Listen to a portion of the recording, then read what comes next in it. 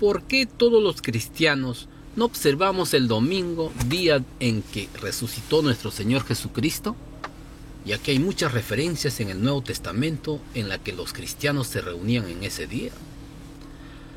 Vale la pena notar que 6 de los 8 versículos mencionados del primer día de la semana, domingo, en el Nuevo Testamento se refieren al mismo día, el día que nuestro Señor resucitó. Los pasajes que se mencionan son los siguientes: Mateo 28:1, Marcos 16:2, 9, Lucas 24:1, Juan 20:1-19. Es extraño que estos pasajes que se refieren al día de la resurrección de nuestro Señor sean citados en prueba de que se deba descansar el domingo o tenerlo por día del Señor. Las siguientes consideraciones demuestran claramente que dicho texto no suministra prueba alguna de que el primer día tenga un carácter sagrado.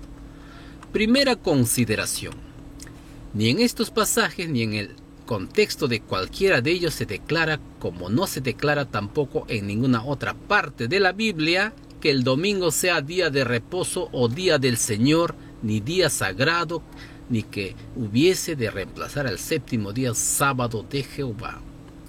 Por cierto, a quien observe el domingo como día santo o en honor de la resurrección, el Señor podría preguntar, como preguntó en antaño: ¿quién demandó esto de vuestras manos? ¿Quién los mandó? Segunda consideración: dicen los eruditos bíblicos que Mateo escribió su evangelio de 7 a 30 años después de la resurrección, Marcos 30 años después, Lucas 32 años después y Juan unos 60 años después de la resurrección.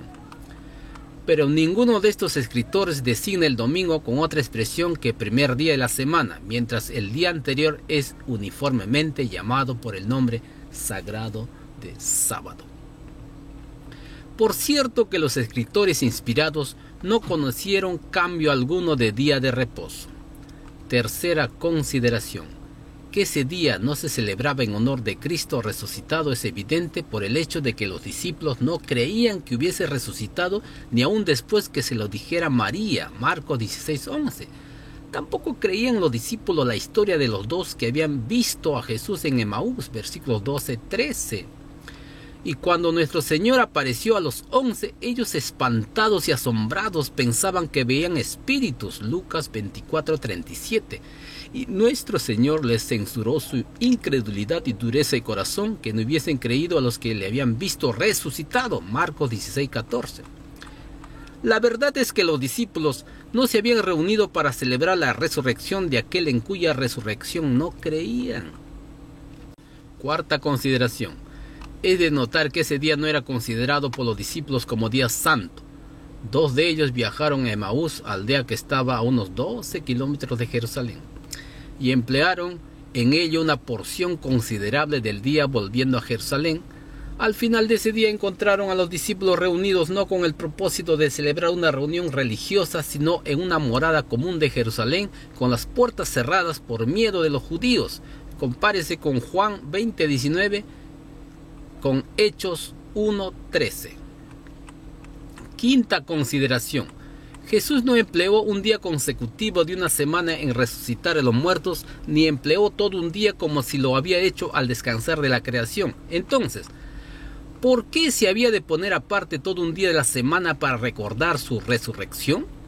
Dios dio al mundo un emblema recordativo más adecuado para conmemorar su resurrección, a saber, el poder de una nueva vida en sus hijos creyentes mediante el bautismo, Romanos 6:6.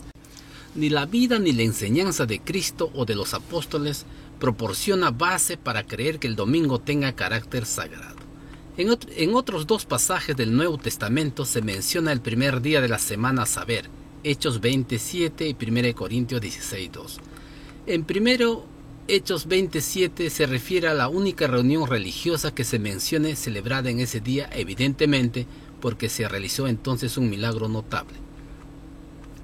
Esa reunión se celebraba en la velada que procedía al día y duró hasta el amanecer, y ese domingo lo dedicaron Pablo y sus compañeros al trabajo físico de un viaje a pie.